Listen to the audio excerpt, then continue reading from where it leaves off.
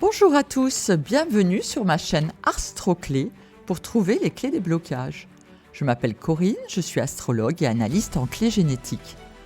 Aujourd'hui, nous cherchons les clés de la chanteuse franco-malienne Aya Nakamura.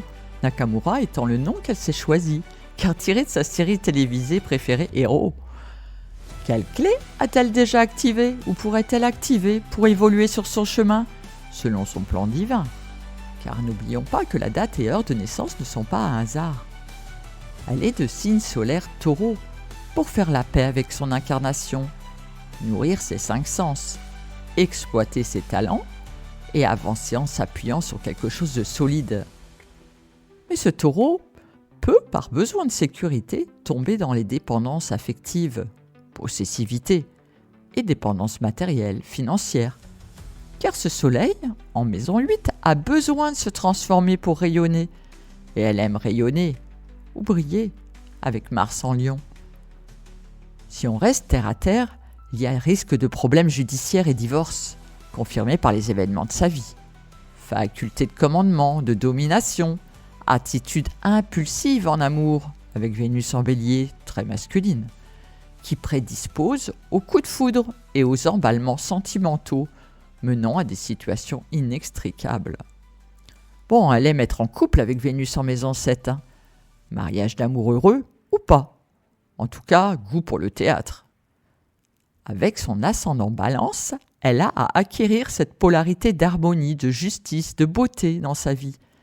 Équilibrer les points de vue opposés pour développer le relationnel et produire la paix et la beauté autour d'elle. Tout un programme. Car avec sa lune noire en Gémeaux et un Jupiter en maison 3 rétrograde, qui porte une mémoire, l'ambiguïté réside dans la manière dont elle communique avec les autres et dont elle utilise son mental.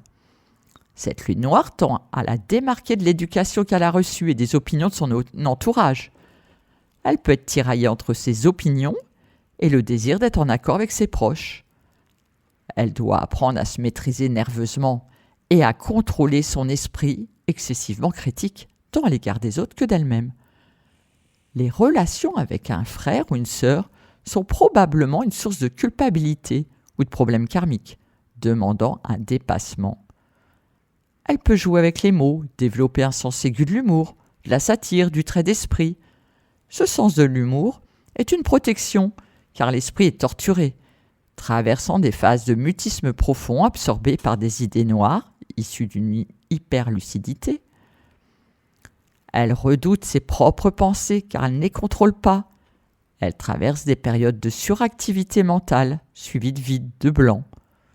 Sa clé est d'exprimer, de communiquer, de faire connaître sa pensée, ses opinions, tout en étant à l'écoute d'autrui. Le fantasme et l'érotisme ont besoin d'être exprimés par les mots, ce qu'elle fait d'ailleurs très bien avec ses chansons. Petit clin d'œil encore sur cette lune noire en Gémeaux. La jonction entre le corps et l'esprit peut se faire mal. Elle peut avoir une difficulté à harmoniser en elle, masculin et féminin. Nervosité, anxiété, homosexualité latente, érotisme cérébral sont les dangers de cette position. Avec sa lune noire en maison 9 et Jupiter rétrograde, qui porte aussi une mémoire, elle est ici pour revoir sa philosophie de vie, ses croyances, sa foi. Ok, quelle croyance ? Et pourquoi ? Son soleil en maison 8 prédispose aux études occultes et peut être médium, tout comme sa lune en maison 12. Mais attention, car elle porte une mémoire, Pluton rétrograde en Scorpion tout de même, mémoire d'apprenti sorcier qui a dépassé les bornes avec les énergies de l'au-delà.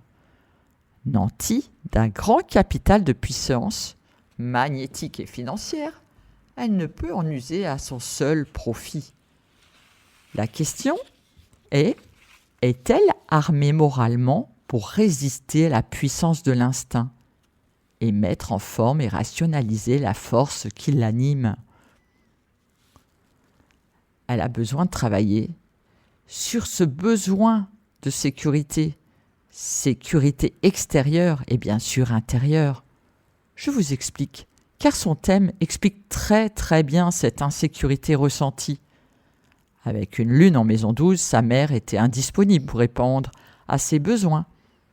Uranus rétrograde en maison 4, porteur de mémoire, de rupture avec les siens, et de ce fait est porteur d'assises instables, qui s'est exprimé pendant son enfance par un choc émotionnel, une séparation brutale, ou un sentiment d'être séparé de son milieu. Un père autoritaire, mémoire d'Uranus rétrograde en Capricorne, et insécurité du fait de ses origines véritables, Neptune rétrograde en maison 4. Ici, ce sont ses origines spirituelles qu'elle doit retrouver pour sentir son âme ancrée à sa véritable source. Je m'arrête là, car il y aurait tant à dire, mais cela rentrerait dans le cadre d'une analyse et consultation individuelle. Que dit son profil hologénétique ? Ces 11 clés génétiques principales que vous pouvez découvrir sur la vidéo du podcast sur ma chaîne YouTube. Elle a la blessure primordiale de la culpabilité. Elle essaie de s'échapper de ce sentiment par l'intermédiaire du pouvoir, se nourrissant de la lutte du pouvoir. Quand elle est dans cette blessure, elle est dans l'ombre de sa clé 4, dans l'intolérance, pour s'ouvrir au don de la compréhension et aussi dit du pardon. Et cette même clé 4, intolérance, compréhension, pardon, est la clé de sa destinée. Elle a 2 fois la clé génétique 5, sortir de l'ombre de l'impatience pour s'ouvrir au don de la patience et aussi dit de l'intemporalité. Elle évolue quand elle sort de l'ombre de la surdité à sa voix intérieure, pour s'ouvrir au don de la perception et au don de l'épiphanie. Chaque planète peut se vivre sous 3 fréquences, de l'ombre au don et à la pleine lumière. Là est votre libre arbitre. Et vous, que choisissez-vous ?